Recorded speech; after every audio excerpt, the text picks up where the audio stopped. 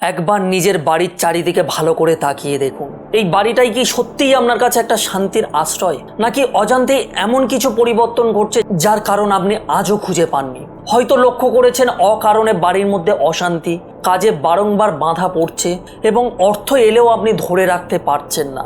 পরিবারের সদস্যদের মধ্যে মতবিরোধ বাড়ছে, অথবা ঘরে থেকেও মন যেন অস্থির হয়ে উঠছে।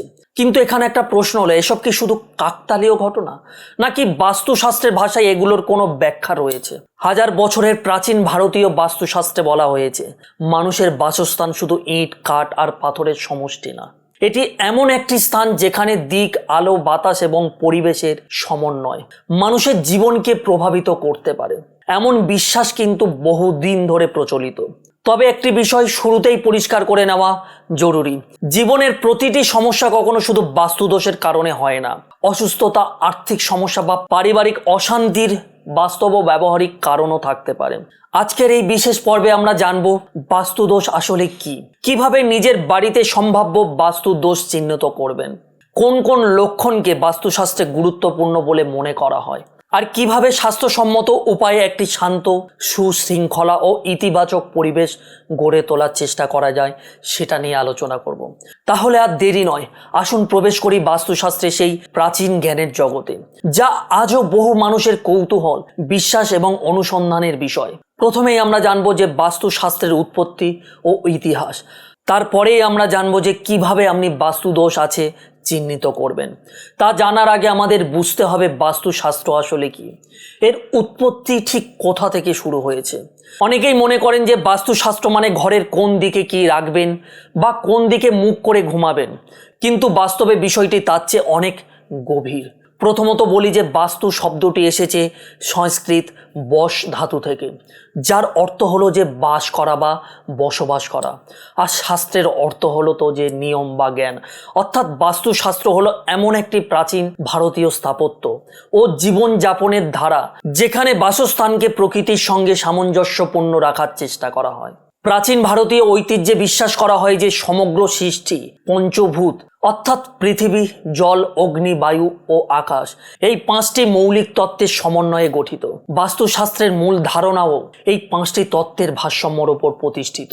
এই শাস্ত্রের উল্লেখ বিভিন্ন প্রাচীন গ্রন্থেও পাওয়া যায়। মন্দির, প্রসাদ, নগর এবং সাধারণ মানুষেরও বাসস্থান নির্মাণে বাস্তুনীতির প্রয়োগের কথা ঐতিহ্যভাবে বর্ণিত রয়েছে।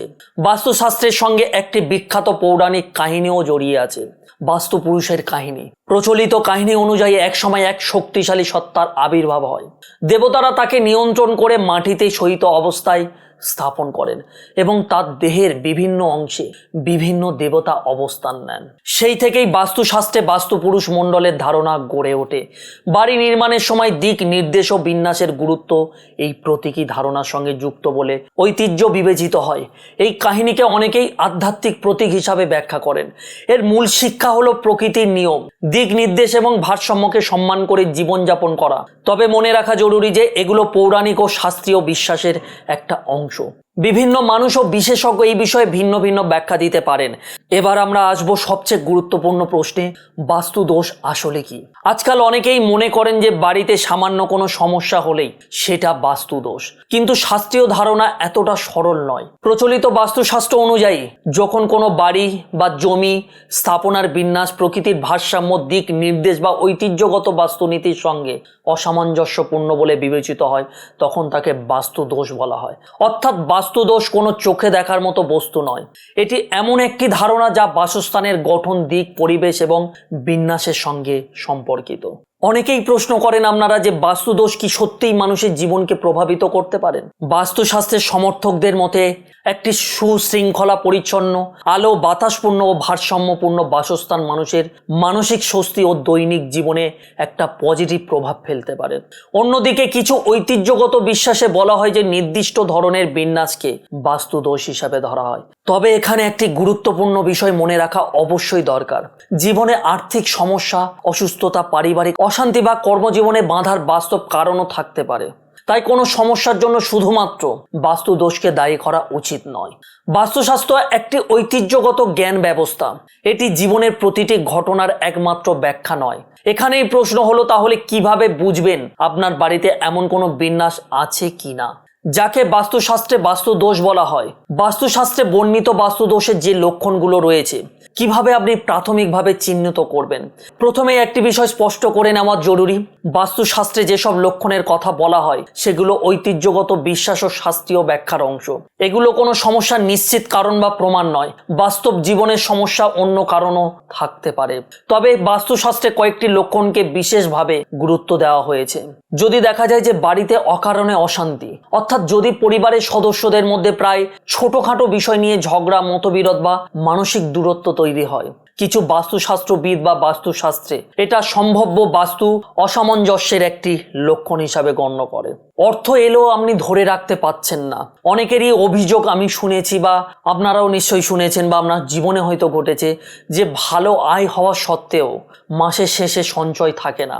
বাস্তুশাস্ত্রের কিছু ধারায় এটিকে বাড়ির বিন্যাসের সঙ্গে যুক্ত করা হলেও বাস্তবে আয়, ব্যয়, ঋণ ও আর্থিক পরিকল্পনাও বড় ভূমিকা এখানে রাখে।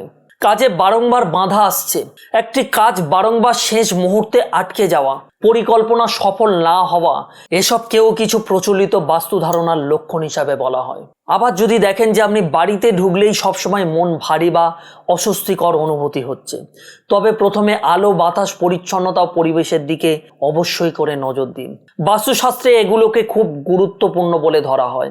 আরও যে সমস্যাগুলো হলে আপনি বুঝবেন যে আপনার বাস্তুর মধ্যে সমস্যা রয়েছে, যেটা কিনা ঘুমের সমস্যা। ঘুম যদি ঠিকঠাক মতো না হয় বা বারংবার ঘুম ভেঙে যাওয়া, এটা হতে পারে যে নানান চিকিৎসাগত বা মানসিক কারণও থাকতে পারে। কিছু বাস্তুশাস্ত্রীয় ব্যাখ্যায় শোবার ঘরের অবস্থান বা সজ্জার দিক নিয়েও আলোচনা করা হয়। বাড়িতে আলো বা বাতাসের অভাব এটা শুধু বাস্তুশাস্ত্র নয়, স্বাস্থ্য ও স্থাপত্যের দৃষ্টিতেও গুরুত্বপূর্ণ। অন্ধকার, স্যাঁতস্যাঁতে বা বদ্ধ পরিবেশ মানুষের স্বাচ্ছন্দ্য কমিয়ে দিতে পারে এবং বাস্তুশাস্ত্রে বাড়ির পরিচ্ছন্নতা ও রক্ষণাবেক্ষণকে অত্যন্ত গুরুত্ব দেওয়া হয়েছে। ভাঙা জিনিস, অপ্রয়োজনীয় আবর্জনা বা দীর্ঘদিনের অযত্নকে শুভ বলে মনে করা হয়। এখন প্রশ্ন হলো যে বাড়ির কোন অংশকে বাস্তুশাস্ত্রের সবচেয়ে বেশি গুরুত্ব দেওয়া হয়েছে। প্রথমত হলো বাড়ির প্রধান দরজা, পূজা ঘর, রান্নার ঘর, শোবার ঘর এবং বাথরুম। এখন পর্যন্ত আমরা জানলাম যে বাস্তুদোষ কি এবং প্রচলিতভাবে কোন লক্ষণগুলো নিয়ে আলোচনা করা হয় শাস্ত্রে। এবার আমরা জানবো যে বাড়ির কোন কোন অংশকে বাস্তুশাস্ত্রে সবচেয়ে গুরুত্বপূর্ণ বলা হয়েছে। প্রথমেই মনে রাখবেন এগুলো বাস্তুশাস্ত্রের ঐতিহ্যগত নীতি। কোনো বাড়িতে এগুলোর সঙ্গে অমিল থাকলেই যে অমঙ্গল নিশ্চিত এমন দাবিও কিন্তু শাস্ত্র করে না। প্রথমত প্রধান প্রবেশদ্বার। বাস্তুশাস্ত্রে প্রধান দরজাকে বাড়ির প্রবেশপথ হিসাবে বিশেষ গুরুত্ব দেওয়া হয়েছে। প্রচলিত মতে দরজার সামনে আবর্জনা, ভাঙা জিনিস বা স্থায়ী বাঁধা রাখা অনুচিত বলে বিবেচিত হয় বাস্তুশাস্ত্রে। পরিচ্ছন্ন, আলোকিত ও ব্যবহারযোগ্য প্রবেশপথকে শুভ ধরা হয় বাস্তুশাস্ত্রে। তারপরে যেটা পূজা ঘর বা পুজো স্থানকে শান্ত, পরিষ্কার ও নিরিবিলি রাখার পরামর্শ দেওয়া হয়। প্রচলিত বাস্তুশাস্ত্রে পুজো ঘরের অবস্থান নিয়েও বিভিন্ন মত রয়েছে, তবে মূল বিষয় হলো যে সেখানে ভক্তি, শৃঙ্খলা ও পরিচ্ছন্নতা বজায় রাখা। রান্নাঘরকে অগ্নিতত্ত্বের প্রতীক হিসাবেও দেখা হয়। বাস্তুশাস্ত্রে রান্নাঘরের অবস্থান, চুলার দিক এবং পরিচ্ছন্নতা নিয়ে নানান নির্দেশ রয়েছে, তবে নিরাপত্তা, বায়ু চলাচল এবং স্বাস্থ্যবিধিও সমান গুরুত্বপূর্ণ। আপনার শোবার ঘর এমন হওয়া উচিত যেখানে পর্যাপ্ত আলো, বাতাস থাকে এবং বিশ্রামের উপযোগী পরিবেশ বজায় থাকে। বাস্তুশাস্ত্রে বিছানার অবস্থান ও ঘুমের দিক নিয়ে বিভিন্ন মত পাওয়া যায়, যদিও ঘুমের মানের উপর জীবনযাপন ও স্বাস্থ্য বড় প্রভাব ফেলে। জল ও পরিচ্ছন্নতার স্থান হিসাবে বাথরুমের সঠিক রক্ষণাবেক্ষণকে গুরুত্ব দেওয়া হয়েছে শাস্ত্রে। অপরিষ্কার, নোংরা বা দীর্ঘদিনের জল জমে থাকা পরিবেশে স্বাস্থ্য ঝুঁকি তৈরি করতে পারে। এটি কিন্তু বাস্তুশাস্ত্রের বাইরেও বাস্তব একটা কঠিন ব্যাপার হয়ে দাঁড়াবে। সিঁড়ি ও বাড়ির কেন্দ্রস্থল। কিছু বাস্তুশাস্ত্রীয় ব্যাখ্যায় বাড়ির কেন্দ্রস্থলকে খোলা ও ভারমুক্ত রাখার কথা বলা হয়েছে।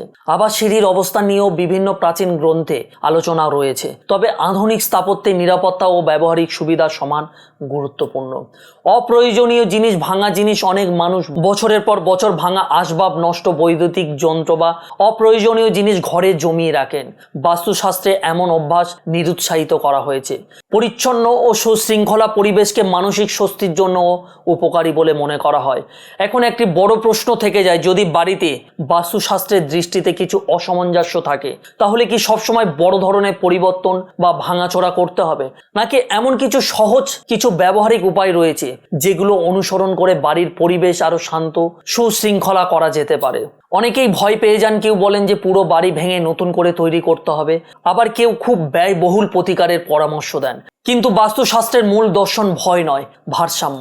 প্রথমেই মনে রাখবেন, প্রতিটি সমস্যার সমাধান ভাঙচুর নয়। অনেক ক্ষেত্রেই ছোট ছোট পরিবর্তন, পরিচ্ছন্নতা এবং নিয়মিত আধ্যাত্মিক অনুশীলনকে গুরুত্ব দেওয়া হয়। প্রথমত বাড়িকে পরিষ্কার পরিচ্ছন্ন রাখুন। বাস্তুশাস্ত্রে বলা হয়েছে, যেখানে ময়লা, আবর্জনা, অগোছালো পরিবেশ ও দুর্গন্ধ থাকে, সেখানে একটা পজিটিভ পরিবেশ বজায় রাখা খুব কঠিন ব্যাপার। তাই নিয়মিত ঘর পরিষ্কার করুন এবং অপ্রয়োজনীয় জিনিস সরিয়ে ফেলুন। পুজো স্থানকে পবিত্র রাখুন। প্রতিদিন প্রদীপ জ্বালানো, প্রার্থনা বা নিজের বিশ্বাস অনুযায়ী এই উপাসনা অনেকের কাছে মানসিক শান্তির উৎস। শাস্ত্রীয় মতে ভক্তি ও আন্তরিকতাই সবচেয়ে বড় বিষয়, বাহ্যিক আয়োজন নয়। আবার যেটা দেখা যায় যে অন্ধকার ও বন্ধ পরিবেশের পরিবর্তে প্রাকৃতিক আলো এবং বাতাস চলাচলের সুযোগ বাড়ানোর চেষ্টা করুন। এটা শুধু বাস্তুশাস্ত্র নয়, স্বাস্থ্য ও মানসিক স্বাচ্ছন্দ্যের দৃষ্টিতেও উপকারী। ভাঙা বা অচল জিনিস সরিয়ে ফেলুন। ভাঙা ঘড়ি যদি আপনার বাড়িতে থাকে, বা নষ্ট বৈদ্যুতিক যন্ত্র অকারণে জমে থাকে, বা আবর্জনা, এসব দীর্ঘদিন রেখে না দিয়ে প্রয়োজন মতো মেরামত করুন বা সরিয়ে রাখুন। শান্তিপূর্ণ পরিবেশ গড়ে তুলুন। বাস্তুশাস্ত্রের অনেক আচার অনুশীলনের মূল উদ্দেশ্য হলো পরিবারের মধ্যে শান্তি, শৃঙ্খলা ও ইতিবাচক পরিবেশ বজায় রাখা। পরস্পরের প্রতি সম্মান, সদাচরণ এবং নিয়মিত আধ্যাত্মিক চর্চা করা। এসবের গুরুত্ব কিন্তু খুব একটা কম নয়। তবে ভয় নয়, সচেতনতা। আজকাল অনেক মানুষই বাস্তুদোষের নাম করে মানুষের মনের মধ্যে অযথা একটা ভয় সৃষ্টি করেন। কিন্তু মনে রাখবেন, বাস্তুশাস্ত্রের উদ্দেশ্য আতঙ্ক তৈরি করা নয়, বরং বাস্তুস্থানকে আরো সুশৃঙ্খল, আরামদায়ক করে তোলার একটা ঐতিহ্যগত ধারণা। যদি কোনো বিশেষ বাস্তু পরামর্শ নিতে চান, তাহলে অভিজ্ঞ বা বিশ্বস্ত বিশেষজ্ঞের সঙ্গে আলোচনা করুন এবং অযাচাইকৃত দাবি বা ব্যয়বহুল প্রতিশ্রুতির ব্যাপারে অবশ্যই করে সতর্ক থাকুন। আমরা এখান থেকে জানলাম যে বাস্তুশাস্ত্রের মূল শিক্ষা হলো যে ঘরের পরিচ্ছন্নতা, শৃঙ্খলা, ইতিবাচক পরিবেশ এবং ভক্তি থাকে, সেই ঘরেই প্রকৃত অর্থে শান্তির আশ্রয় হয়ে উঠতে পারে। জীবনের প্রতিটি সমস্যার কারণ বাস্তুদোষ নয়, পরিশ্রম, সঠিক সিদ্ধান্ত, সুস্থ সম্পর্ক এবং আধ্যাত্মিক চর্চা এসবও সমান গুরুত্বপূর্ণ। আশা করি আজকের আলোচনা আপনাদের বাস্তুশাস্ত্র সম্পর্কে একটি ভারসাম্য ধারণা দিয়েছে। আজকের ভিডিওটি এই পর্যন্ত। ভালো থাকুন, ঈশ্বর আপনার মঙ্গল করুক। এবং ভিডিওটি যদি ভালো লাগে অবশ্যই করে চ্যানেলটিকে সাবস্ক্রাইব করে পাশে থাকবেন এবং অবশ্যই করে একটি লাইক করবেন। ওম নমঃ শিবায়।